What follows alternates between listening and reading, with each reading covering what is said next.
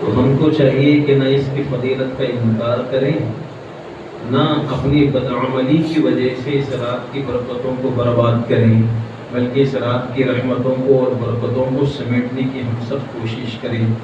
اللہ مجھے بھی آپ کو بھی اس کی توفیق عطا فرماوے۔ تمہیدی طور پر چند باتیں میں آپ کے سامنے قرآن اور حدیث کی روشنی میں پیش کروں گا، تاکہ بات اچھی طرح سمجھ میں آئے کہ ہمیں کرنا کیا چاہیے اور کیا کر رہے ہیں۔ مثال کے طور پر اذان میں جو آخری کلمہ ہے لا الہ الا اللہ، اسی پر اذان ختم ہوتی ہے، اور سرکار کے زمانے سے آج 1400 سال پہلے سے اذان اسی ادھورے کلمے پر ختم ہوتی ہے۔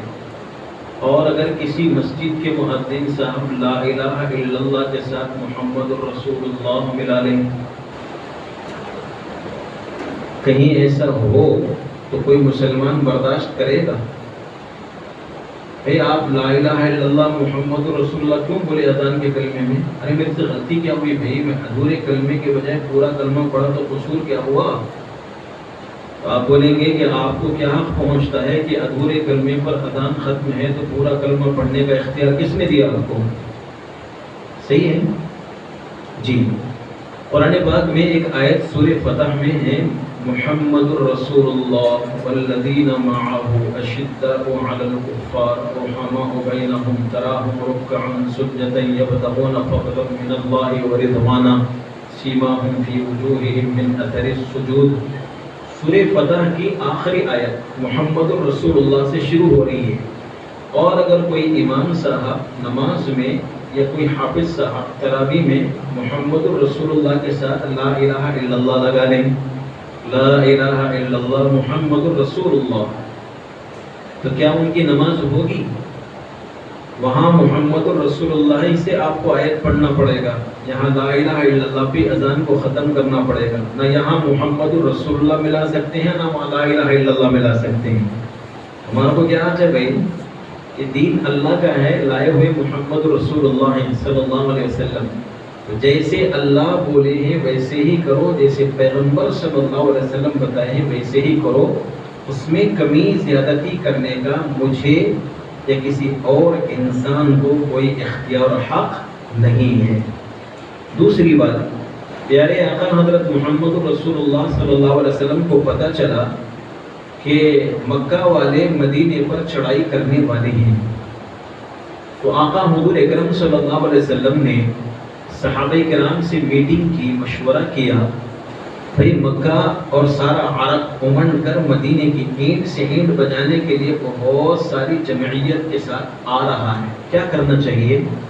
سلمان فارسی نے مشورہ دیا، یا رسول اللہ، ہم لوگ ایران میں دشمن کی حفاظت کے لیے خندق کھود کر اپنی حفاظت کا سامان کرتے تھے، لہذا ہم بھی مدینے کے اطراف خندق کھود لیں گے، دشمن سے حفاظت کا سامان ہو جائے گا۔ سرکار کو رائے پسند آئی، آپ نے 10 صحابہ کو خندق کھودنے کی ذمہ داری دی کہ یہ لکیر لگائی، یہاں سے یہاں تک یہ فلاں 10 کھودیں گے، یہاں سے یہاں تک لکیر لگائی آپ سے لگا، یہاں سے یہاں تک فلاں 10 کھودیں گے، یہاں سے یہاں تک فلاں 10 کھودیں گے، یہاں سے یہاں تک فلاں 10 کھودیں گے۔ اتفاق کی بات ہے، جن صحابی نے رائے دی، مشورہ دیا خندق کھود کر دشمن سے حفاظت کے سامان کا، انہی کے حصے میں بڑی چٹان آ گئی، پوری قوت لگائے، طاقت لگائے، اوزار ٹوٹ گئے، طاقت جواب دے دی، چٹان ٹوٹنے کا نام نہیں لے رہی ہے۔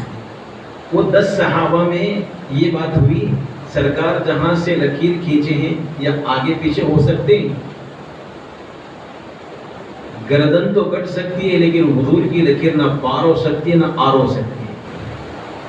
میں آپ سے سوال کرتا ہوں، خندق کھودنا، حضور صلی اللہ علیہ وسلم جہاں نشان لگائے ہیں، صحابہ اس لکیر کے آر پار ہونے کو تیار نہیں، تو نبی رحمت صلی اللہ علیہ وسلم نے جو عمل جس طرح کر کے ہم کو بتائے ہیں، اس عمل کو ویسا ہی کرنا اللہ کو محبوب ہے، اس میں کم کرنا یا زیادہ کرنا اللہ کو بالکل محبوب نہیں ہے۔ بات اچھی طرح سمجھ میں آ رہی ہے کہ نہیں سمجھ میں آ رہی ہے؟ جی، تو اب آئے ہم شب برات کی طرف کہ آقا حضور صلی اللہ علیہ وسلم نے شب برات میں کیا کیا؟ آخر امی جان عائشہ صدیقہ رضی اللہ تعالیٰ عنہا ابو بکر صدیق رضی اللہ تعالیٰ عنہ، معاذ بن جبل رضی اللہ تعالیٰ عنہ، علی بن ابو طالب رضی اللہ تعالیٰ عنہ، ابو ہریرہ رضی اللہ تعالیٰ عنہ، 10 صحابہ سے یہ حدیثیں نقل کی گئی ہیں. اس میں سے 3 حدیثیں مضبوط ہیں، باقی حدیثیں کمزور ہیں. محدثین کے نزدیک ایک حدیث کو بیان کرنے والے 10 صحابہ ہوں تو وہ حدیث مضبوط ہو جاتی ہے اگرچہ کہ کمزور ہو. 10 صحابہ کرام سے جب حدیثیں مروی ہیں تو اس کی کمزوری ختم ہو جاتی ہے. فضائل کے باب میں اس قدر کمزوری چل سکتی ہے، روایت کو قبول کیا جا سکتا ہے. تو اب آئیں ہم سمجھیں کہ رسول اللہ صلی اللہ علیہ وسلم نے شب برات میں کیا کیا. تو مجھے بھی وہ کرنا چاہیے جو نبی رحمت صلی اللہ علیہ وسلم نے کیا، اور وہ نہیں کرنا چاہیے جو نبی رحمت صلی اللہ علیہ وسلم نے نہیں کیا. کریں گے انشاءاللہ. پہلی بات، سرکار تنہائی میں عبادت کرے ہیں تو آپ لوگ ماشاءاللہ مسجد میں دین کی بات شوق سے سننے کے لیے اکٹھے ہوئے ہیں. اللہ آپ کے شوق کو اور بڑھائے. لیکن یہاں سے گھر جانے کے بعد بیگم صاحبہ کو بولیں آؤ جی ہم تھوڑی دیر کے واسطے اللہ کی عبادت کریں. 2 رکعت قیام اللیل تہجد کی نیت سے پڑھیں، اور پارا آدھا پارا 1 پارا بشاشت سے تلاوت کر سکتے کریں. ایک تسبیح تیسرے کلمے کی پڑھیں، اس میں اللہ کی عظمت اور بزرگی بیان کی گئی ہے. نبی کے احسانات بہت زیادہ ہیں. جسم کی کھال اتار کے جوتیوں کے واسطے دیں گے تو بھی حق ادا نہیں ہو سکتا. آج کی اس مغفرت والی رات میں ایک تسبیح سرکار پر درود کی پڑھیں. اپنے پچھلے گناہوں کو یاد کر کر کے ایک بار ایک تسبیح استغفار کی پڑھیں. 10-5 منٹ کی مناجات کریں. نیند آ رہی سو جائیں. فجر کی نماز جماعت سے پڑھیں. کوئی آدمی شب برات میں ساری رات جاگا لیکن فجر کی نماز بستر میں گزار دیا تو اللہ کو بالکل پسند نہیں ہے، نہ اللہ کے رسول کو پسند ہے. لہذا آپ عشاء پڑھ کے اگر سو گئے، فجر کی نماز جماعت سے پڑھ لیے، بقول حضرت محمد رسول اللہ صلی اللہ علیہ وسلم کے، جو عشاء کی نماز جماعت سے پڑھے آدھی رات عبادت کا اجر دیا جائے گا. فجر کی نماز کو بھی جماعت سے پڑھ لے تو بقیہ آدھی رات اجر و ثواب اس کو دیا جائے گا. عشاء اور فجر جو جماعت سے پڑھ لیا شب برات اس کے حصے میں آ گئی. لیکن جو عشاء کی نماز پڑھ کے ساری رات جاگتا رہا، فجر بستر میں گزار دیا تو وہ اکارت اور برباد ہے. ہم ایسا نہیں کریں گے انشاءاللہ. کریں گے کیا؟ نہیں کریں گے. تو انفرادیت میں عبادت کریں. آپ گھر جائیں، شوق سے بیگم صاحبہ سے کہیں آؤ تھوڑی دیر کے واسطے اللہ کی عبادت کریں گے، اللہ کو روٹھے رب کو منائیں گے، تھوڑی دیر مناجات کریں. طبیعت سونے کو کر رہی سو جائیے آپ. فجر کی نماز جماعت سے ضرور پڑھیے. قضا مت کیجیے خدا کے واسطے، جماعت بھی مت چھوڑیے. آپ اتنی بات سمجھ جائیں. اللہ ہم سب کو عمل کرنا آسان فرماوے. تو امی جان عائشہ صدیقہ رضی اللہ عنہ بیان فرماتی ہیں حضور اکرم صلی اللہ علیہ وسلم میری باری والے کے دن، جس دن میری باری تھی اسی دن 15 شعبان تھی، تو میں رات میں جب اٹھی اپنا ہاتھ سے سرکار کو ٹٹول کے دیکھا تو اپنے بستر پہ نہیں پایا. تو میں فوراً حضور کی تلاش میں نکلی تو دیکھا آپ صلی اللہ علیہ وسلم کدھر گئے. اور میرے نبی صلی اللہ علیہ وسلم کی خصوصیات میں سے ہے کہ جس راستے سے میرے نبی گزرتے تھے بہت دیر تک وہ راستہ خوشبودار رہتا تھا. پتہ چل جاتا تھا کہ آقا یہاں سے گزرے ہیں. چنانچہ امی جان عائشہ نے اسی خوشبو کو دیکھتے دیکھتے دیکھتے دیکھتے حضور تک پہنچ گئیں کہ سرکار دو عالم صلی اللہ علیہ وسلم جنت البقیع میں ہیں. سرکار کی نظر پڑی عائشہ پر. امی جان عائشہ سے پوچھا عائشہ کیا تیرا گمان ہے کہ اللہ اور اس کا رسول تم پر ظلم کرے گا؟ میں تو اسی سمجھ رہی تھی کہ تیری باری والے کے دن کسی اور بیوی کے پاس میں رات گزار رہا ہوں گا. بولے میں تو ایسی سمجھ کے آئی تھی یا رسول اللہ صلی اللہ علیہ وسلم. نہیں میں یہاں دعا کرنے کے لیے آیا ہوں. تو ایک عمل ہمارے نبی صلی اللہ علیہ وسلم پہ یہ ملتا ہے کہ آپ صلی اللہ علیہ وسلم اس رات میں قبرستان گئے ہیں. تو ہمیں بھی ایک مرتبہ زندگی میں 15 شعبان کو قبرستان جانا چاہیے تاکہ میرے نبی کی سنت ادا ہو جائے. اور اپنے کوئی رشتہ دار، ماں باپ، دوست احباب ہم سے پہلے دنیا سے گزر گئے تو 8 دن میں ایک مرتبہ جمعہ کو مسلمان کے قبرستان کی زیارت کرنا چاہیے. ماں باپ کے قبر کی زیارت کرنا چاہیے. ان کے مرنے کے بعد کا یہ حق ہے. لیکن ہم لوگ ہر جمعہ تو قبرستان کی زیارت کرتے نہیں، لیکن 15 شعبان کو پکا زیارت کرتے کہ نہیں کرتے؟ تو سرکار ایک بار گئے تو اپن بار بار جانا کیا؟ تو پھر بات وہی ہوگی لا الہ الا اللہ اذان ختم ہو رہی ہے، کوئی محمد رسول اللہ ملا لے تو وہاں محمد رسول اللہ سے آیت شروع ہو رہی ہے، کوئی لا الہ الا اللہ کے ساتھ محمد رسول اللہ پڑھے تو اس کو ایسے ہی سمجھو میرے نبی ایک مرتبہ گئے ہیں تو میں بھی ایک مرتبہ جاؤں، سنت ادا ہو گئی، ورنہ ہر 8 دن میں ایک مرتبہ قبرستان کی زیارت کرنا۔ اب میں آپ سے سوال کرتا ہوں، آپ اپنی ضمیر سے سوال کریں، دل سے پوچھیں کہ قبرستان کی زیارت کیسے کرنا کتوں کو معلوم ہے؟ کیسے کرنا جی؟ یہ امتحان نہیں ہے، سیکھنا ہے۔ ہمارے نبی قبرستان کی زیارت کرے، کیسے کریں؟ کیسے جائیں ہم؟ چلے جاتے ہیں ایسے ہی، اور کسی مردے کو دفن کرنا ہو، کسی میت کو قبرستان میں دفنانا ہو، چلے جاتے ہیں، فون آ رہا ہے، بات کر رہے ہیں، گپ شپ بھی ہو رہی ہے، کھلکھلا بھی رہے، ہنس بھی رہے۔ خبردار، قبرستان کی زیارت کرنے کا طریقہ آج سیکھیں گے ہم کہ قبرستان کی زیارت کیسے کرنا۔ 2 رکعت نفل نماز پڑھیے ایصال ثواب کی نیت سے، 2 رکعت نفل نماز ایصال ثواب کی نیت سے پڑھتا ہوں میں واسطے اللہ کے رخ میرا کعبہ شریف کی طرف، اللہ اکبر۔ جو ان سی سورہ یاد ہے وہ سورہ پڑھ لیجیے، اور پھر جب قبرستان جائیں گے بیچ میں کسی سے بات مت کیجیے۔ جب قبرستان میں پہنچے تو آپ سلام کیجیے، السلام علیکم یا دار المؤمنین انتم سلفنا نحن بالاثر۔ ایمان والو تم پر سلامتی ہو، تم ہم سے پہلے جا چکے، انشاءاللہ ہم تمہارے بعد آنے والے ہیں۔ کوئی بولے گا صاحب کیسا بول رہے ہیں آنے والے ہیں، ابھی تو جینے دو۔ بولے کیا پتہ ہے آج کی کس کی لیٹری کس کی اٹھنے والی ہے، کب جانے والے ہیں، نہیں پتہ ہے، سب کو جانا ہے۔ تو جب قبرستان میں آپ پہنچیں، اگر گندگی نہیں ہے، کانٹے بھی نہیں ہے، پیروں میں کوئی تکلیف بھی نہیں ہوگی، تو آپ چپل چھوڑ دیجئے کنارے، آپ قبر کی زیارت کرنا ہے۔ جس بھائی کی زیارت کرنا ہے یا کسی کی ماں کی قبر کی زیارت کرنا ہو، والد کی قبر کی زیارت کرنا ہو، دادا کے قبر کی زیارت کرنا ہو، وہاں چلے جائیے۔ آپ کو قرآن کا جو حصہ یاد ہے اس کو پڑھیے، خاص کر جن سورتوں کی فضیلت حدیث میں آئی ہے، پیارے آقا فرماتے ہیں جو 2 مرتبہ سورہ زلزال پڑھے گا ایک قرآن کا ثواب ملے گا، جو 4 بار قل یا ایھا الکافرون پڑھے گا ایک قرآن کا ثواب ملے گا، جو 3 بار سورہ قل ھو اللہ احد پڑھے گا اس کو ایک قرآن کا ثواب ملے گا۔ تو 2 بار سورہ زلزال، 4 بار سورہ کافرون، 3 بار سورہ اخلاص پڑھیے۔ کتنی دیر لگے گی؟ بہت تھوڑی دیر۔ جب تک آپ قرآن کی تلاوت کریں گے، قبر کو سامنے رکھیے، قبلے کو پیچھے، قبر سامنے تلاوت کے وقت اور قبلہ پیچھے۔ جب دعا کرنے کا وقت آئے، ایصال ثواب کرنے کا وقت آئے، تو آپ قبر کو پیچھے کر دیجئے، جس قبر کی زیارت کر رہے ہیں وہ آپ کے پیچھے ہو جائے، آپ قبلے کی طرف رخ کریں گے۔ کوئی ہندو بھائی یا کوئی اور راستے سے گزر نہیں رہا، آپ کو نہیں دیکھ رہا، ہاتھ اٹھا کے دعا کیجیے۔ اور اگر کوئی دیکھ رہا ہے ہاتھ مت اٹھائیے، کیوں؟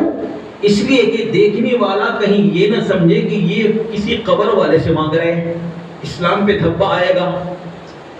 دعائے معصورہ نماز میں پڑھتے ہاتھ اٹھاتے دعا کے لیے، اللہم انی ظلمت نفسی ظلما کثیرا، اے اللہ میں نے اپنی جان پر بڑا ظلم کیا، تو ہی معاف کرنے والا ہے، اپنی دریائے رحمت سے مجھے معاف کر دیں۔ کیا ہم دعا کے وقت یہ ہاتھ اٹھاتے اللہم انی ظلمت نفسی ظلما کثیرا کے وقت، یا دعائے قنوت کے وقت جو تحیات کو وتر میں پڑھتے ہیں؟ تو آپ دعا کے لیے ہاتھ مت اٹھائیے، کوئی اگر دیکھ رہا ہے تو، نہیں دیکھ رہے ہاتھ اٹھا سکتے، آپ دعا کیجیے۔ کیا دعا کریں گے؟ اللہ جو کچھ میں نے قرآن کا حصہ پڑھا اس کا ثواب جو آپ نے مجھے عطا فرمایا، اس قبرستان میں جتنے مردے دفن ہیں سب کو ثواب پہنچا دیجیے۔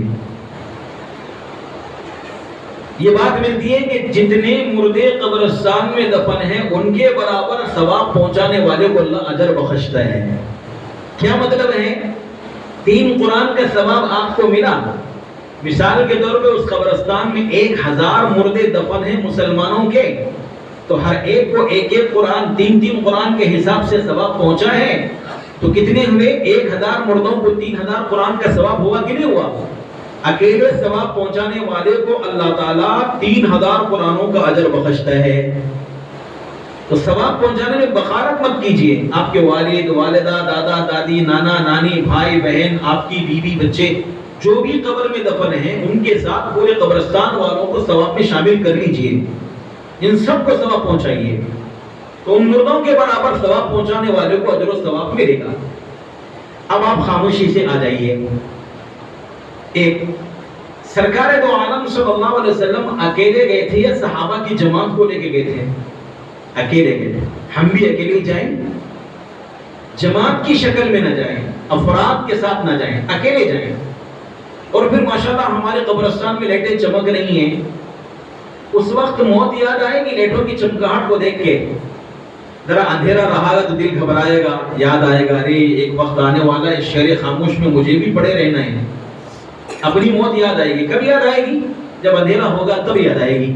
روشنی پھوٹ کے نظر آ رہی تو کب یاد آئے گی؟ ڈر کب پیدا ہوگا دل میں؟ واقعہ حضور اکرم صلی اللہ علیہ وسلم قبرستان کی زیارت کیے اور آپ نے امی جان عائشہ سے پوچھا، عائشہ تجھے پتہ ہے آج کون سی رات ہے؟ مجھے نہیں پتہ ہے، اللہ اور اس کے رسول کو بہتر پتہ ہے۔ نبی رحمت صلی اللہ علیہ وسلم نے فرمایا، بنو کلب کے بکریوں کے بالوں کی تعداد کے برابر اللہ تعالیٰ اپنے بندوں کو معاف فرماتے ہیں۔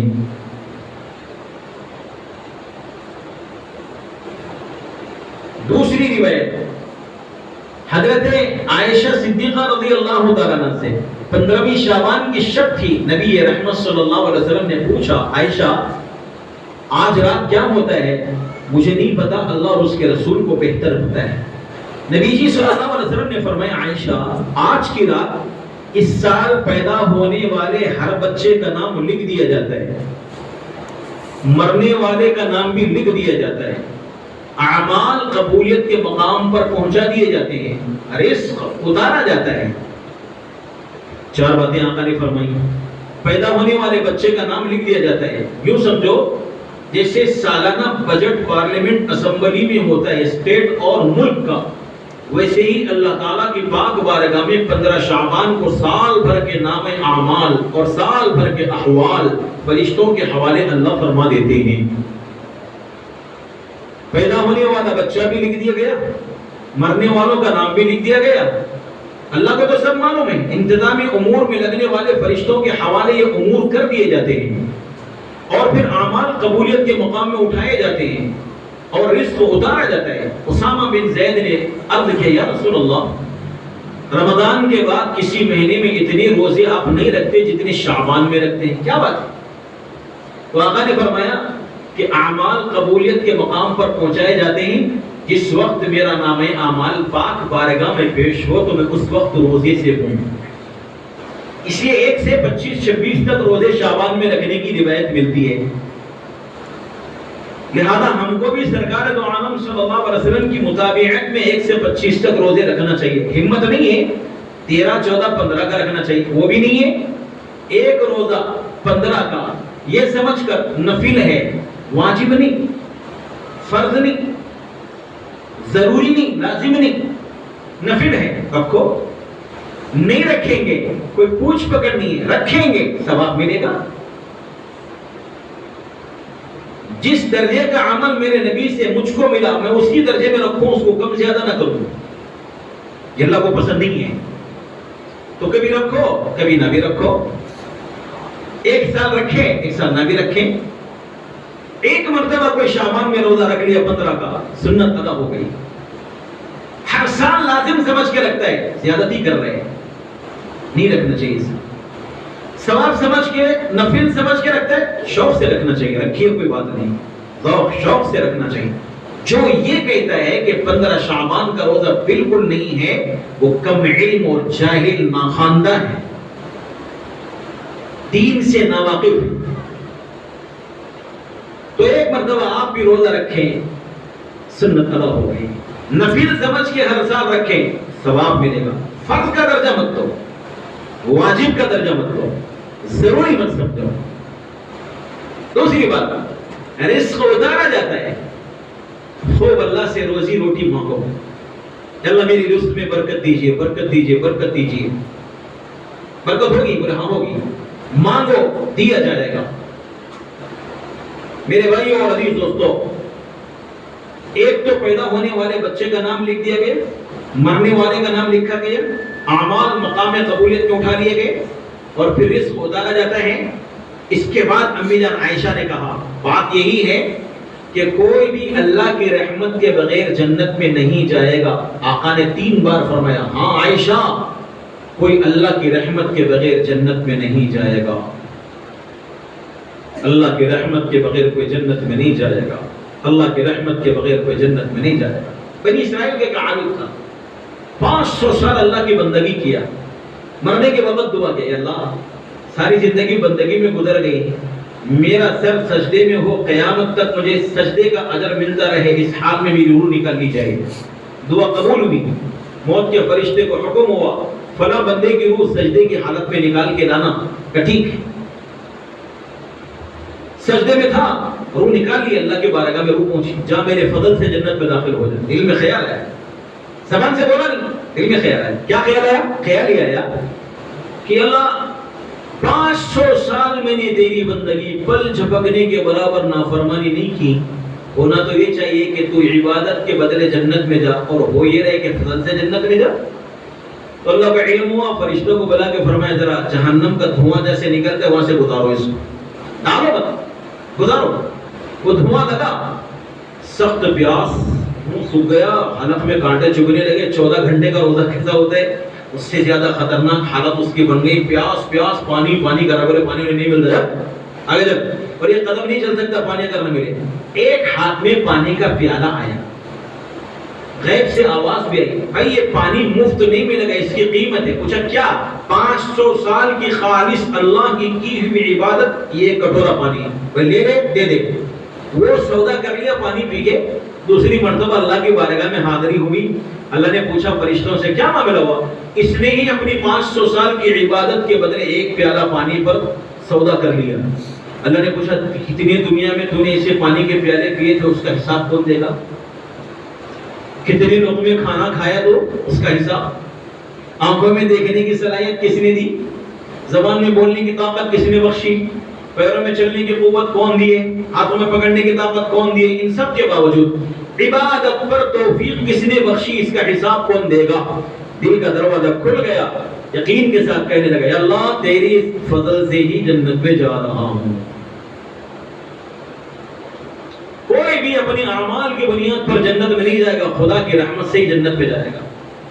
پھر عبادت کیوں کرنا؟ بولے اس کی رحمت پانے کے واسطے عبادت کرنا، اللہ کو رحم آ جائے کہ میرا عبادت گزار بندہ ہے۔ بات سمجھ میں آ رہی ہے؟ جی۔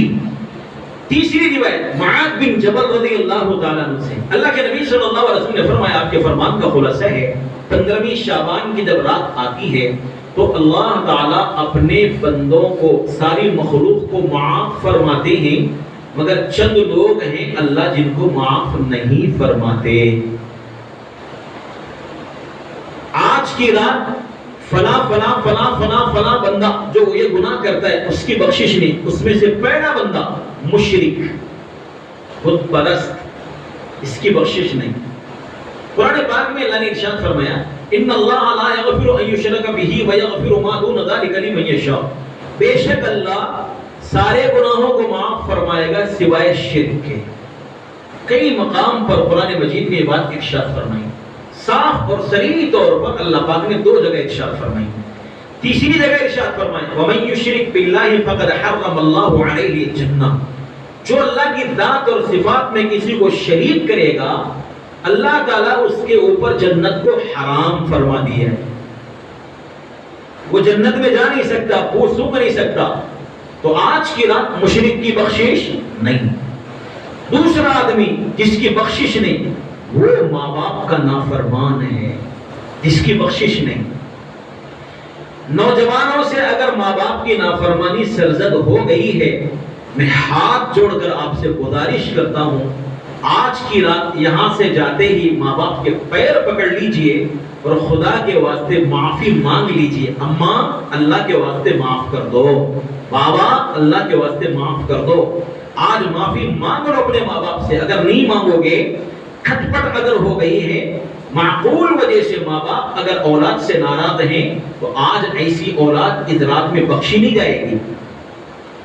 اب سنو حدیثیں، عبداللہ بن مسعود رضی اللہ تعالیٰ پوچھتے ہیں یا رسول اللہ تعالیٰ کو سب سے زیادہ محبوب عمل کون سا ہے؟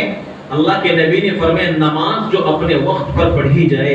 پھر پوچھا اس کے بعد کون سا عمل اللہ کو سب سے زیادہ محبوب ہے؟ اللہ کے نبی نے فرمایا ماں باپ کے ساتھ اچھا سلوک کرنا۔ نماز کے بعد ماں باپ کے ساتھ اچھا سلوک کرنا۔ ایک صحابی نے پوچھا یا رسول اللہ میرے ماں باپ کا مجھ پر کیا حق ہے؟ اللہ کے نبی نے فرمایا تیرے ماں باپ ہی تیرے لیے جنت ہے یا دوزخ۔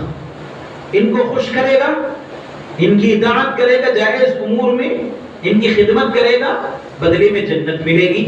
دل دکھائے گا، نافرمانی کرے گا، اس کے بدلے میں جہنم میں جائے گا۔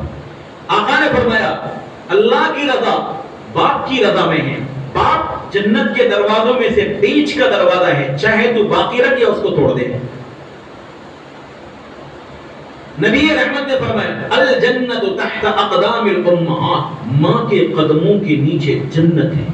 اویس قرنی کے نام سے کون ناواقف ہے؟ سب جانتے ہیں۔ قرن میں رہتے تھے، ماں بوڑھی ہو گئی، خدمت میں لگے ہوئے تھے، سرکار کا زمانہ پائے تھے، خواہش تھی ایک بار حضور کو اپنی آنکھوں سے دیکھ کر اپنی آنکھیں ٹھنڈی کروں۔ ماں سے پوچھتے تھے امی اجازت دو میں سرکار کو دیکھ کے آتا ہوں، ایک بار زیارت سے مشرف ہو جاؤں گا، حضور کا دیدار کروں گا، ایک بار اپنی آنکھوں سے دیکھ کر میں اپنی آنکھوں کو ٹھنڈک بخشوں گا۔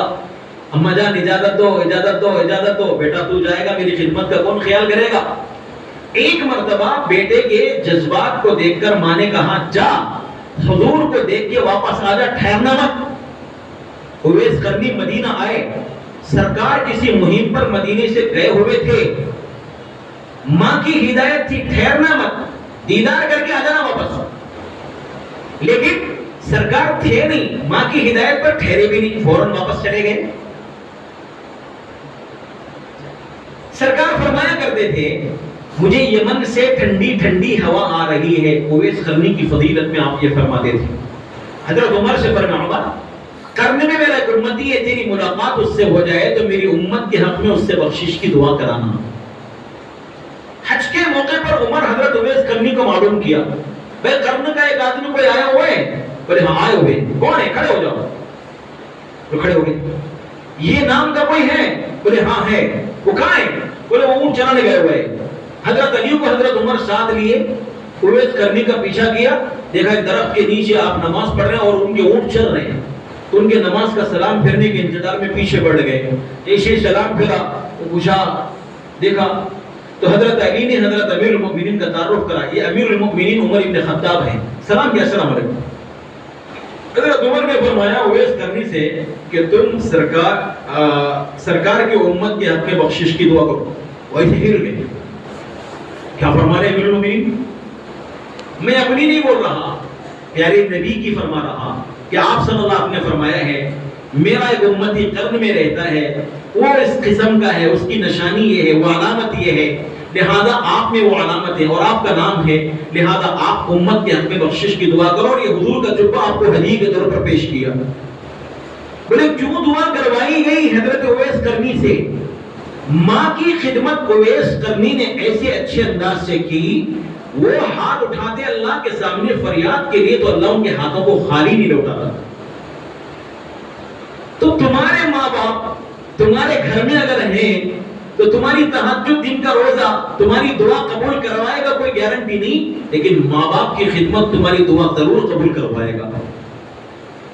اسی لیے آقا نے فرمایا کہ جو ماں باپ کا اطاعت شعار بیٹا محبت بھری نظر سے اپنی امی ابا کو دیکھتا ہے، اللہ اس نظر کے بدلے میں ایک حج مقبول کا اجر عطا فرماتا ہے۔ ایک صحابی نے پوچھا اگر میں 100 مرتبہ دن میں دیکھوں تو 100 مرتبہ حج کا ثواب ملے گا؟ بولے ہاں 100 مرتبہ حج کا ثواب ملے گا۔ کھٹپٹ ہو گئی ہے، معافی مانگ لو، پیر پکڑ لو، اور تمہارے ماں باپ ہیں ماشاءاللہ جلدی معاف کر دیں گے، مان جائیں گے۔ ظلم بھی کیے ہیں، ماں باپ کے ساتھ ظلم کا بدلہ ظلم سے دینے کی اجازت نہیں ہے، یاد رکھیے۔ علقمہ ایک صحابی ہے، انتقال ہو رہا ہے لیکن زبان پہ کلمہ نہیں آ رہا ہے۔ اطلاع دی گئی یا رسول اللہ علقمہ مر رہا ہے مگر زبان پہ کلمہ نہیں آ رہا ہے۔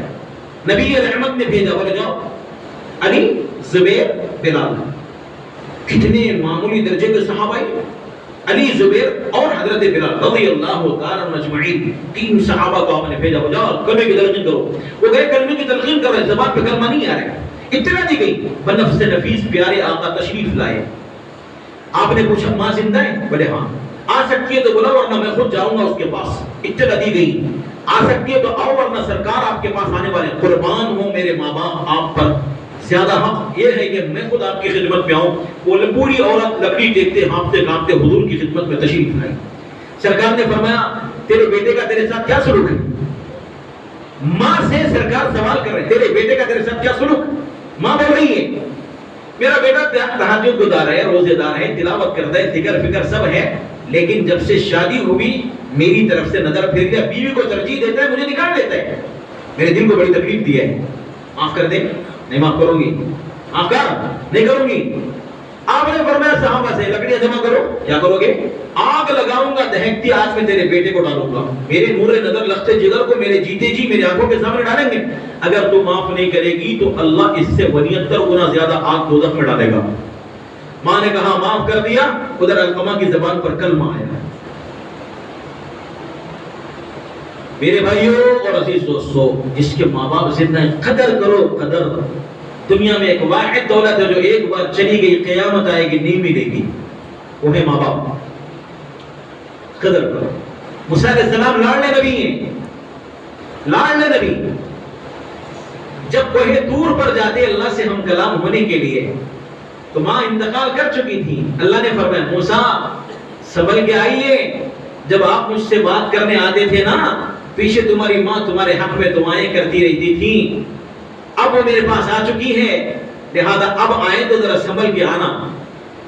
لاڈلے نبی موسیٰ علیہ السلام سے کہا جا رہا ہے ان کی ماں کے بارے میں، تو ہم کون سے کھیت کے گاجر مولی ہیں بھائیوں؟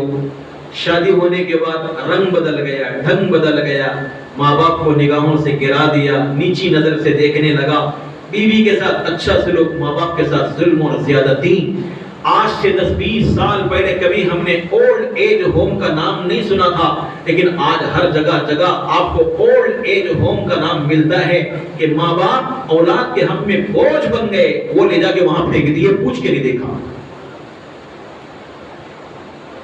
کیا ہو رہے ہیں؟ قیامت کی علامتوں میں سے ایک علامت یہ بھی ہے کہ قیامت کے قریب میں ماں باپ کی نافرمانی خود کی جائے گی۔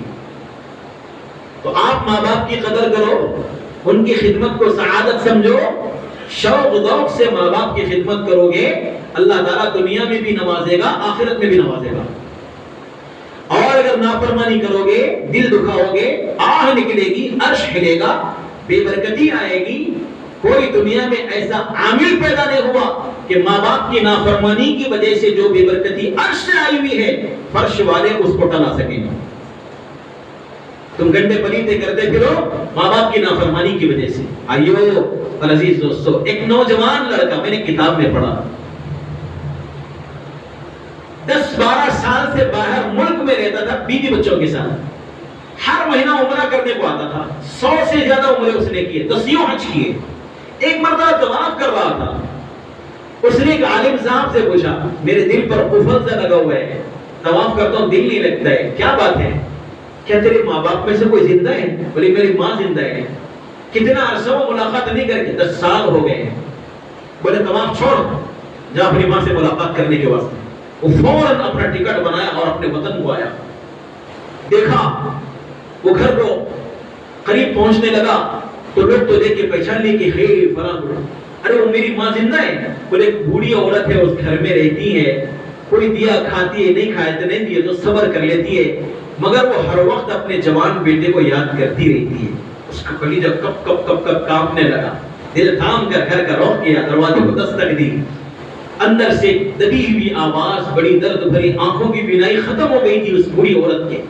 تو ماں کی آواز، بیٹے کی آواز سنتی بے جان ماں میں جان آ گئی، بیٹا کتنا عرصہ ہو گیا تجھے یاد کرتے کرتے، کہاں ہے تو بیٹا کہہ رہے جیسی ماں کے ہاتھ میں ہاتھ دیا، اپنے ماں کے اوپر لیٹ ایسے پیار محبت سے میں چمٹ گیا تو کیا دیکھتا ہوں کہ جو دل پہ پتھر اور قفل سے لگا ہوا تھا ایک دم بھگ سے اڑ گیا۔ خدا کے واسطے ماں باپ زندہ ہیں، قدر کرو، خدمت کرو، اپنے رب کو راضی کرو، اس لیے کہ ماں باپ کی رضا میں اللہ کی رضا ہے، ماں باپ کی ناراضگی میں اللہ کی ناراضگی ہے۔ جس کے ماں باپ دونوں زندہ ہیں خدمت کرے گا، جنت کے 2 دروازے کھولیں گے، دکھ دے گا دوزخ کے 2 دروازے کھولیں گے۔ ایک صحابی نے عرض کیا کیا اگر وہ ظلم کریں تو بھی؟ بولے اگر وہ ظلم کریں تو بھی، اگر وہ ظلم کریں تو بھی، اگر وہ ظلم کریں تو بھی تجھے ظلم کا بدلہ ظلم سے لینے کی اجازت نہیں۔ میرے کو ایسا بولتے کئی کو بولے میرے کو ایسا، ارے قرآن کے اوپر اللہ کے بندے، قرآن میں اللہ نے کیا فرمایا؟ وَقَضَىٰ رَبُّكَ أَلَّا تَعْبُدُوا إِلَّا إِيَّاهُ وَبِالْوَالِدَيْنِ إِحْسَانًا۔ جہاں اللہ نے اپنے حقوق کو بیان کیا، ماں باپ کے حقوق کو بھی بیان کیا۔ تیرے رب کا حکم ہے تو اللہ کے سوا کسی کی عبادت مت کر، اپنے ماں باپ کے ساتھ اچھا سلوک کر۔ اما یبلغن عندک الکبر احدهما او کلاهما فلا تقل لهما اف۔ وہ دونوں یا ان میں سے کوئی ایک بڑھاپے کو پہنچ جائیں، وہ چھڑچھڑے پن کی وجہ سے تیرے مزاج کے خلاف کوئی بات بول بھی دے، خبردار اف بولنے کی اجازت نہیں، اف بھی مت بول۔ ولا تنہرهما، چھڑکو مت، چپ۔ کتی کے سر کا کیا پکارتی ہے؟ آج کی اولاد ماں کو ایسا بکتی ہے، عرش ہل جائے گا، زمین پھٹ جائے گی، سما نہ جائے گی، برباد نہ ہو جائے۔ وَقُلْ لَهُمَا قَوْلًا كَرِيمًا، نرم انداز سے بات کرو۔ جی جی جی ہاں حاضر ہوں حاضر ہوں، جی جی ہاں ہاں حاضر ہوں حاضر ہوں۔ کیا پکارتا جی چوپ کے یار مولانا، خبردار ایسا بولنا کہ ان کے دل کو دکھ دینا ہے۔ وَاخْفِضْ لَهُمَا جَنَاحَ الذُّلِّ مِنَ الرَّحْمَةِ، اپنے دونوں بازو ان کی خدمت کے واسطے بچھا دو۔ یہ سب کچھ کرنے کے بعد تم اپنا دامن پھیلا کر اللہ سے دعا کرو، وَقُلْ رَبِّ ارْحَمْهُمَا كَمَا رَبَّيَانِي صَغِيرًا، یا اللہ پوری زندگی ماں باپ کی خدمت کرا تو بھی میں حق ادا نہیں کر سکتا، تو ہی ان پر رحم کر جیسا یہ لوگ بچپن میں مجھ پر رحم کر کے پال پوس کے بڑا کرے۔ ایک صحابی کہنے لگے یا رسول اللہ، میں نے ماں کو اپنی پیٹھ پر بٹھا کر پیدل حج کرایا، ماں کا حق ادا ہوا؟ حضور نے فرمایا تیری ماں جس وقت تجھے جن رہی تھی، شدت تکلیف کی وجہ سے جو آہ نکلی اس کا بھی حق ادا نہیں ہو سکا، جو آہ کا بھی حق ادا نہیں کر سکتا تو ماں باپ کا حق ادا کرنے والا کب بنے گا؟ تو جو ماں باپ کا نافرمانی آج کے رات بخشا نہیں جائے گا۔ تیسرا وہ آدمی جو مسلمان کے تعلق سے اپنے دل میں میل رکھتا ہے، میل رکھتا ہے، وہ بھی نہیں بخشا جائے گا۔ ہم میں سے کتنے ایسے ہیں جو مسلمانوں کے تعلق سے اپنے دل میں میل رکھتے ہیں، انہیں معاشرے بیٹا انہیں ملتے اچھے اسلام میں ہنس مس کے، لیکن پیٹھ پیچھے اس کے دل کے اس کے تعلق سے اپنے دل میں میل رکھتے ہیں۔ میں ہاتھ جوڑ کے عرض کرتا ہوں اللہ کا واسطہ کسی مسلمان سے اپنے دل میں بیر مت رکھو، سب کے واسطے اپنا دل صاف رکھو۔ ایک واقعہ سنو، لمبی چھوڑو گفتگو نہیں، ایک واقعہ ایک حدیث سنو۔ ایک مرتبہ آقا مسجد میں تشریف رکھتے تھے، ایک صحابی آئے، ان کے داڑھی سے وضو کے پانی کے قطرے ٹپک رہے تھے، جوتے ہاتھ پہ لٹکے ہوئے تھے، نظر پڑی سرکار کی، دیکھ کے فرمائے جنتی۔ اگلا دن آیا، حضور نے فرمایا جنتی۔ تیسرا دن آئے، وہ صحابی ویسے ہے، آپ نے فرمایا جنتی۔ 3 بار حضور نے ان صحابی کو جنتی ہونے کی خوشخبری سنائی۔ عبداللہ بن عمر بن عاص صحابی سب سے زیادہ عبادت گزار، وہ سوچنے لگے میں ساری رات نماز میں دن روزے میں گزارتا ہوں، یہ کون سی عبادت کرتا ہے جس کی بنیاد پر حضور اس کو جنتی ہونے کی بشارت سنا رہے ہیں۔ وہ مجلس سے اٹھے، ان صحابی کے پاس گئے جن کو سرکار 3 مرتبہ جنتی ہونے کی بشارت سنائے تھے، ان سے کہا بہانہ بنا کر میرے باپ سے ذرا کھٹپٹ ہو گئی، آپ کے گھر میں قیام کر سکتا ہوں، آئیے۔ وہ یہ بہانے سے ان کے گھر میں چلے گئے، سونے کی صورت بناتے تھے، سوتے نہیں تھے، اٹھ کے دیکھتے تھے کیا عمل کرتے ہیں جس کی بنیاد پر حضور ان کو خوشخبری سنائے جنت کی۔ کوئی عمل نہیں، عشاء کی نماز پڑھے سو گئے، اور پھر صبح فجر کی نماز کے واسطے اذان جو ہوئی اس پہ اٹھے، تاجد بھی نہیں، کروٹ بدلتے تو سبحان اللہ الحمدللہ بولتے، اس سے زیادہ کوئی اور عمل نہیں۔ پتہ نہیں حضور جنتی ہونے کی بشارت سنے کو خاص عمل تو ہے نہیں، چلو ٹھیک ہے آج تھک کے نہیں کریں گے، کل کرتے ہوں گے، دیکھیں گے۔ کل کا دن آیا کوئی عمل نہیں، تیسرا دن آیا کوئی عمل نہیں، اب ان کو بھی رہا نہیں گیا، پوچھا ارے بھائی میرے ماں باپ سے کچھ کھٹپٹ نہیں ہوئی، میں دیکھنے کے واسطے آیا، حضور آپ کو 3 بار خوشخبری سنائی جنتی ہونے کی، وہ کیا عمل ہوگا جس کی بنیاد پر آپ کو جنتی ہونے کی بشارت دی ہے؟ وہ کوئی عمل تو ہے نہیں جو دیکھے وہی ہے. وہ جانے لگے. یاد ہے عبداللہ جی سنو، اس دل میں کسی مسلمان کے تعلق سے میرے پیر نہیں ہے، میل نہیں ہے، سب کے تعلق سے محبت کا پہلو ہے. سارے مسلمانوں سے تعلق سے اپنے دل میں اپنے صاف رکھو، کسی کے تعلق سے پیر مت رکھو. میری نماز مجھے جنت نہیں دلائے گی، لیکن محبت مسلمان کی اور اپنے دل کو مسلمان کے واسطے صاف رکھنا یہ جنت کی ضمانت ہے. اس میں میرا اور آپ کا لگتا ہے کچھ بھی نہیں، مگر ملتا ہے جنت گارنٹی، کیونکہ حضور جنت کی بشارت سنے اس آدمی کے لیے جو اپنے دل کو مسلمان کے تعلق سے صاف رکھتا ہے. ہم بھی رکھیں گے. تو آج جس کے دل میں مسلمان کے تعلق سے میل کچیل ہے وہ نہیں بخشا جائے گا. اور سارے لوگ کیا کرتے ہیں؟ واٹس ایپ میسج کرتے ہیں، بھائی شب برات ہے، میری جانے انجانے کچھ تو بھی کٹ پٹ ہو گئی ہوں گی، غیبت کرا ہوں گا، اللہ کے واسطے معاف کر دو. یہ معافی کا کوئی اعتبار نہیں ہے بھائی. میسج والا بول رہے ہیں، آپ تھوڑے بول رہے ہو. مل کے معافی مانگ لو، کوئی بات نہیں. اور معافی مانگنے کے بعد اگر معاف نہیں کرے گا، قیامت میں اللہ تعالیٰ نہیں معاف کرنے والے سے کہے گا میرا بندہ تیرے سے معافی مانگنے کے واسطے آیا تو معاف نہیں کرا، آج میں تجھے معاف نہیں کرتا، چل. کیا کریں گے؟ کہاں جائیں گے؟ اور یہ بھی فرمایا آقا حضور صلی اللہ علیہ وسلم نے، کیا فرمایا کہ معاف کرنے میں اگر عزت کم پڑتی نظر آئے تو قیامت کے دن محمد سے ملاقات کر کے عزت لے لینا. کتنی بڑی بات ہے آقا حضور اکرم صلی اللہ علیہ وسلم کی. تو آج کی رات جو مسلمان کے تعلق سے اپنے دل میں میل رکھتا ہے اس کی بھی بخشش نہیں. چوتھا وہ آدمی جو شراب کا عادی ہے، شراب کا عادی، اس کی بھی بخشش نہیں. سود خور، اس کی بھی بخشش نہیں. زانی یا زانیہ، اس کی بھی بخشش نہیں. جادوگر، اس کی بھی بخشش نہیں. کوئی آدمی کسی کے پاس جا کر غیب کی بات معلوم کرنے کے واسطے جو ڈھونگ رہا ہے، میرے کو غیب کی باتیں معلوم ہوتے ہیں، اللہ کے سوا کوئی نہیں جانتا رہے بابا غیب کی بات، تو کہاں سے آ گیا؟ ابھی گئے عامر صاحب میری گاڑی گم ہو گئی، کس کے پاس ہے جی؟ بولو. اس کا بھی ایمان گیا، اس کا بھی ایمان گیا. آج کی رات ایسے آدمی کی بخشش نہیں. تو جادوگر کی بخشش بھی نہیں. غیب دانی کا ڈھونگ رچانے والا بخشش نہیں. پوچھنے جانے والا اس کی بھی بخشش نہیں. رشتہ ناتا توڑنے والا آج اس کی بھی بخشش نہیں. کتنے لوگ ہیں جو اپنے رشتے ناتے توڑے ہوئے، بھائی بہن میں آپس میں دشمنی، سگے ماں باپ کی اولاد میں دشمنی، ایک کی صورت ایک نہیں دیکھی.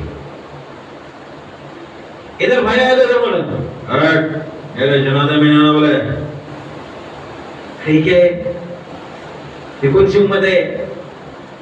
نہیں، ہم رشتہ ناتا نہیں توڑیں گے. ہاں غصہ ہے 3 دن، 3 دن کے بعد سلام کلام جاری ہونا چاہیے. 3 دن کے بعد سلام کلام اگر جاری نہیں ہوا تو عبادت بھی ایک بارش کے اوپر نہیں جائے گی، دعا بھی نہیں جائے گی، روزہ بھی نہیں جائے گا، نماز بھی نہیں جائے گی. 2 آدمی آپس میں لڑ لیے، اعمال کی فیل اللہ کی بارگاہ میں گئی. اللہ فرماتے ہٹاؤ، جب تک یہ دونوں صلح نہیں کریں گے اعمال قبول نہیں کروں گا. آپ کو منظور ہے؟ اگر نہیں ہے تو پھر صلح صفائی کر لو، معافی تلافی کر لو، دل سے دیکھا دیکھی اوپر اوپر سے نہیں، دل سے صاف کرو اپنا دل، معاف کرو.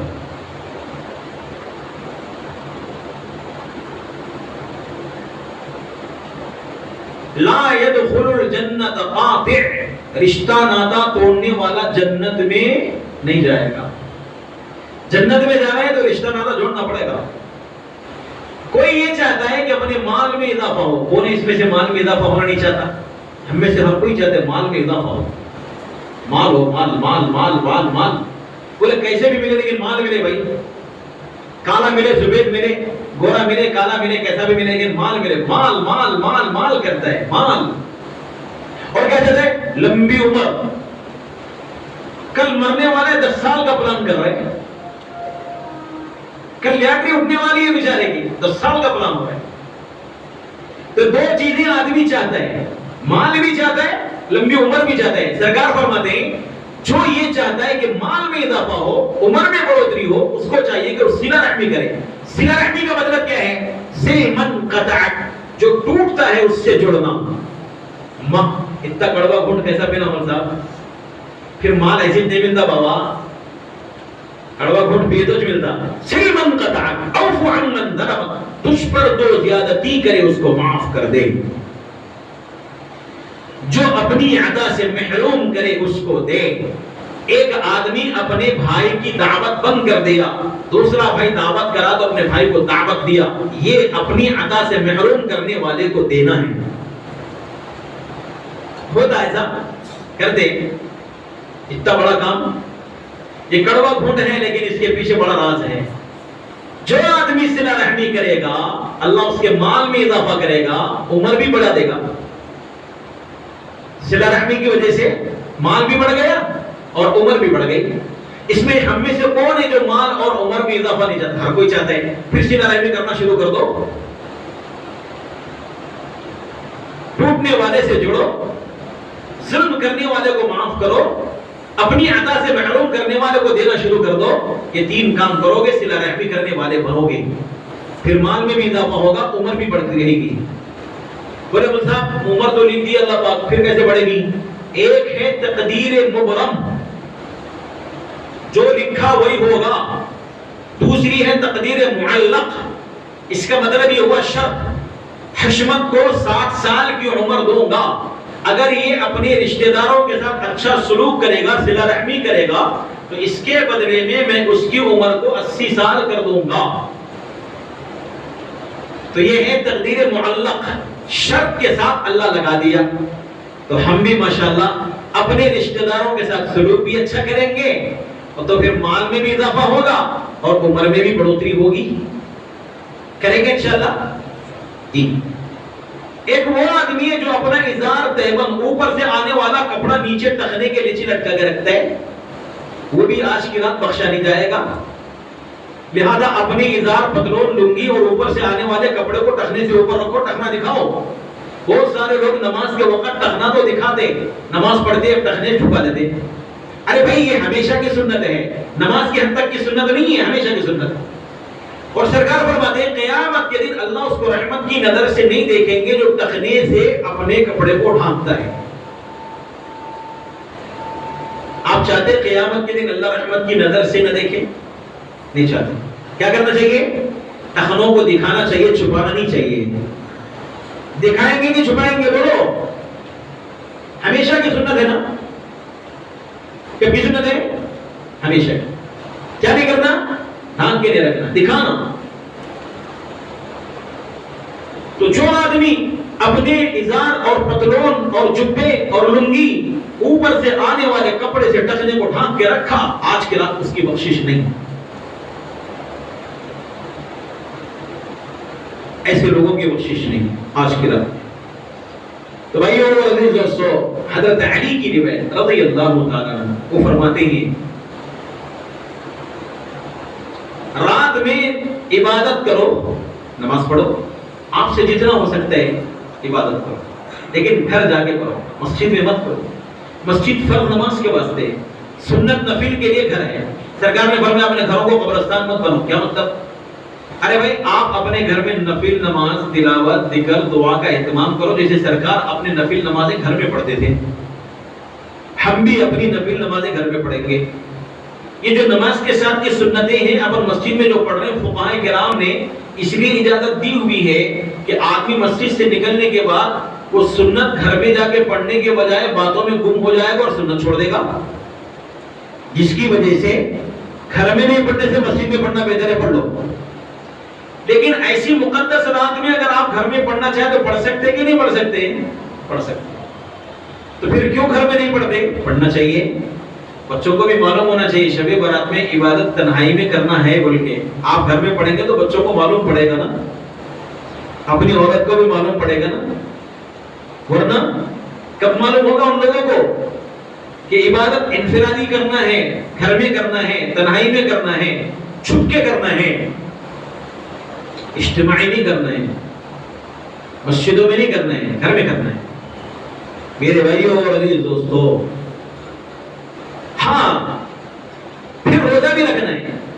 روزہ اگر آپ نفل سمجھ کے رکھیں گے رکھ سکتے ہیں. میں پہلے بول دیا یہ بات کہ اگر آپ 3 روزے رکھتے ہیں تو ایام 20 کے روزوں میں آ جائے گا. 15 شعبان کا بھی روزہ اس میں شامل ہو جائے گا. خالص 15 کا روزہ لازم سمجھ کے مت رکھو, واجب سمجھ کے مت رکھو, فرض سمجھ کے مت رکھو, ضروری سمجھ کے مت رکھو. کبھی رکھو کبھی نہ بھی رکھو, چھوڑ پکڑ کرتے رہو. ایک اور اہم بات, بہت سارے لوگوں کا خیال ہے کہ 15 شعبان کو ہمارے جو بڑے گزر گئے نا ان کی روحیں ہمارے گھروں کو آتی ہیں. جس کا یہ خیال ہے وہ اسلام کے عقیدے سے ہٹ کے ہے. اسلام کا کیا عقیدہ ہے؟ پیارے آقا محمد رسول اللہ صلی اللہ علیہ وسلم نے ایمان والوں کو اس کے بارے میں کیا ارشاد فرمایا؟ ایک مرتبہ بخاری شریف کی روایت, ایک مرتبہ آپ صلی اللہ علیہ وسلم راستے سے گزر رہے تھے. حضرت جابر کو دیکھا غمگین بیٹھے ہوئے ہیں. پوچھا کیا بات ہے, غمگین لگتا ہے جابر؟ کہا یا رسول اللہ میرا باپ جنگ احد میں شہید ہو گئے, چھوٹی چھوٹی بہنیں چھوڑا ہے, قرضہ بھی چھوڑا ہے, اس کا ڈپریشن ہے. دیکھ جس کسی سے اللہ نے بات کیا نا پردے کے پیچھے سے, لیکن تیرے باپ کو روبرو کر کے بات کیا. اور تیرے باپ سے پوچھا عبداللہ جی رب جلیل مانگ کیا مانگنا چاہتا ہے؟ تو تیرے باپ نے کہا یا اللہ میری مراد اگر من کی پوری کرنا ہے دنیا میں ایک بار اور بھیج دے. تیرے نام پر لڑنے میں اور جان دینے میں جو مزہ آیا وہ جنت میں نہیں آئے گا. تو اللہ نے فرمایا عبداللہ میرا اصول ہے, دستور ہے, قانون ہے, لا ہے, جو ایک بار دنیا سے ہو کے آیا وہ قیامت تک پھر دوبارہ دنیا میں نہیں جائے گا. وہ دوبارہ جائے گا ہی نہیں دنیا میں. سرکار تو یہ فرما رہے ہیں کہ جو ایک بار دنیا سے ہو کے گیا وہ دوبارہ دنیا میں نہیں آئے گا. اگر کوئی یقین کرتا ہے کہ آج کی رات ہمارے بڑوں کی روحیں گھروں میں آتی ہیں, دیکھتی ہیں کہ کھانے پینے کے واسطے کچھ رکھے کہ نہیں رکھے, کھا پی کر دعائیں دے کے جاتی ہیں, اگر رکھے, اگر نہیں رکھے تو بد دعائیں قسم کاٹی کر کے جاتی ہیں, یہ کہاں سے یقین بنایا؟ اس غلط یقین کے ساتھ ساری زندگی اگر نماز پڑھتا رہے اللہ اس کی نماز کو قبول نہیں فرمائے گا. اللہ مجھے بھی آپ کو بھی صحیح یقین رکھنے والا بنائے. دوسری حدیث, ایک مرتبہ آقا حضور اکرم صلی اللہ علیہ وسلم نے فرمایا آپ کے فرمان کا بولا ہے. صحابہ کرام مسجد نبوی میں کھل کھلا کے ہنس رہے تھے, جس کی وجہ سے دانت نظر آ رہے تھے. آقا نامدار صلی اللہ علیہ وسلم نے فرمایا اگر قبر کو یاد کرتے تو تمہاری حالت یہ نہ ہوتی جو دیکھ رہا ہوں میں. کوئی دن نہیں گزرتا قبر پر وہ یہ آواز نہ دیتی ہوں میں تنہائی کا گھر ہوں, کیڑے مکوڑوں کا گھر ہوں, اندھیری کوٹری ہوں,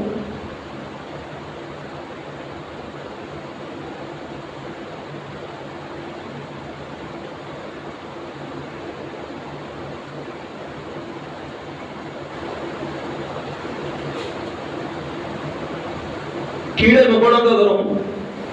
جب کوئی بندہ نیکوکار دفن ہوتا ہے تو قبر کہتی ہے تو بڑا اچھا تھا, میری پیٹھ پر جتنے لوگ چلتے تھے سب میں اچھا لگتا تھا, آج میرے پاس آئے میرے اچھے سلوک کو دیکھے گا.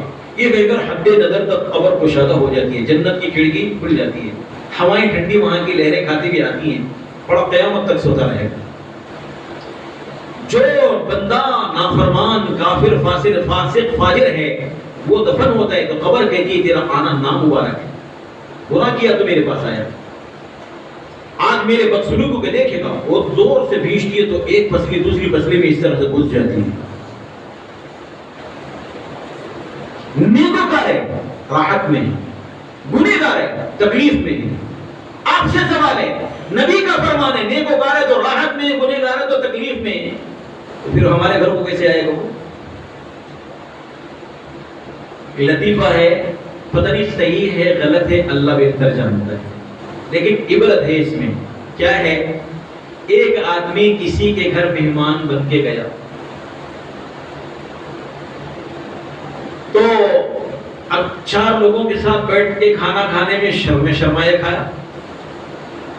رات میں اٹھا تو بھوک لگ رہی تھی, دسترخوان لگا ہوا تھا تو وہاں گیا اور پیٹ بھر کر کھا لیا, خاموش آ کے سو گیا. اور جن لوگوں نے اس یقین کے ساتھ وہ دسترخوان لگا کے رکھا تھا ہمارے بڑوں کی روح آئیں گے اور کھا کے جائیں گے تو ان کی یقین بھی اضافہ ہو گیا. نعوذ باللہ من ذالک. بولے دیکھو فلاں رشتے دار آئے تھے اور کھا پی کے گئے, دعائیں دیتے ہوئے. بولے ایسا ہو سکتا ہے؟ پیارے آقا محمد رسول اللہ صلی اللہ علیہ وسلم نے جو فرمایا وہ سچ ہے، جو ہمارے بڑے بغیر علم کے بولے وہ غلط ہے۔ تو بھائیو اپنے دل سے اس یقین کو نکال دو کہ بڑوں کی روحیں ہمارے گھروں پر آتی ہیں، غلط۔ نبی جو فرما رہے وہ صحیح ہے، جیسے آپ کی ذات پر ایمان ہے، بات پر بھی ایمان ہے۔ ذات پر تو ایمان رکھے لیکن بات پر ایمان نہ رکھے، سب پر ایمان رکھے، ایک دو باتوں کو منکر ہو جائے تو پھر کیسا ہوگا؟ اللہ ہماری حفاظت فرمائے، ہم سب کی حفاظت فرمائے۔ اس لیے ہم سب کو اس بات کا یقین رکھنا چاہیے جو ایک بار دنیا سے ہو کر گیا دوبارہ دنیا میں نہیں آئے گا۔ کیوں؟ اس لیے کہ آقا کریم صلی اللہ علیہ وسلم نے فرمایا نہیں آئے گا، لہذا نہیں آئے گا۔ اب اس رات میں ہمارے چھوٹے چھوٹے بچے ماشاءاللہ دیکھو جہاں لائٹیں مارتے پھوڑتے نظر آتے ہیں، بدماشی کرتے ہیں، شرارت کرتے ہیں۔ ہم بھی بچپن میں سے کرے ہوں گے، ہم تو نہیں کرے، اللہ بچائے ہمارا، کیونکہ ہم ایسے گاؤں میں تھے جہاں لائٹ ہوتی ہی نہیں تھی، چراغ ہوتے تھے، لائٹیں تو نہیں تھی۔ تو آج کی رات لوگوں بولتے پھوٹے لائٹیں پھوڑ دیتے، ذرا نکال کے اندر رکھ لو، بولے یہ لائٹیں پھوڑنے کی رات ہے۔ دوسری بات جاگنے کی رات، ارے جاگنے کی رات نہیں بندے، عبادت کی رات، مغفرت کی رات، اللہ سے مغفرت مانگو، جاگو، عبادت کرو۔ جاگنے کی رات نہیں، عبادت کی رات ہے، عبادت کرو، عبادت ذوق شوق سے جتنی ہو سکتی ہے کرو۔ طبیعت کو جب تک لگے عبادت کرو، دل بولا سونے کو تو سو جاؤ، صبح فجر کی نماز جماعت سے ادا کرو، چھوڑو مت۔ ساری رات تو جاگے لیکن فجر کی نماز بستر میں ہو گئی، بول کر دیے، خبردار ایسا نہ کریں، خدا کا واسطہ۔ فجر کی نماز جماعت سے پڑھیں اور دعائیں کرتے رہے، اپنے لیے بھی اور مرحومین کے لیے بھی، دوستوں کے لیے بھی، ساری دنیا کے انسانوں کے لیے، سارے مسلمان کے لیے، ساری امت کے لیے مانگو اللہ سے۔ تو اس رات سے فائدہ اٹھانا ہمارے اسلاف نے بتایا ہے۔ 10 صحابہ کرام سے روایتیں مروی ہیں، 3 روایتیں اس میں مضبوط ہیں، باقی کی روایتیں کمزور ہیں۔ محدثین کی منہ سے وہ کمزور روایتیں 10 صحابہ سے اگر نقل کی گئی ہیں تو سب کی کمزوری ختم ہو جاتی ہے۔ فضائل کے باب میں کمزور روایت چل سکتی ہے لیکن سراسر انکار کرنا اس کی کوئی فضیلت نہیں، یہ نادانی ہے، بے علمی، کم علمی ہے، نااہلی ہے، اور اس میں نہیں کرنے کے کام کر کے رات کو برباد کرنا یہ بھی نادانی ہے، ایسا بھی نہیں کرنا چاہیے۔ تو مجھے بھی کچھ عبادت کرنا ہے، آپ کو بھی کچھ کرنا ہے۔ ابھی شاید مولانا بشیر حسامی صاحب تشریف لانے والے ہیں غالباً، حافظ رحمت علی صاحب جہاں کہیں ہیں وہ ذرا آگے تشریف لائیں۔ آپ نے سامعین کو اپنی ناک سے خاص سریلی آواز میں محسوس کیا ہے تو آج تھوڑی دیر اور محسوس کیجئے۔ کدھر گئے حافظ رحمت علی صاحب؟ ہیں کہ غائب ہو گئے؟ چلے گئے؟ نہیں ہے؟ کیوں بھیج دیے؟ تو اس لیے آپ لوگوں سے گزارش ہے کہ تھوڑی سی عبادت انفرادی طور پر تنہائی میں کریں۔ مولانا بشیر صاحب پہنچ گئے، ایک جگہ سے تقاضا اور آ رہے ہیں، اس لیے میں چاہتا تھا کہ تھوڑی دیر وہاں بھی بات کروں اور اپنی بھی انفرادی عبادت مجھے بھی کرنی ہے نا۔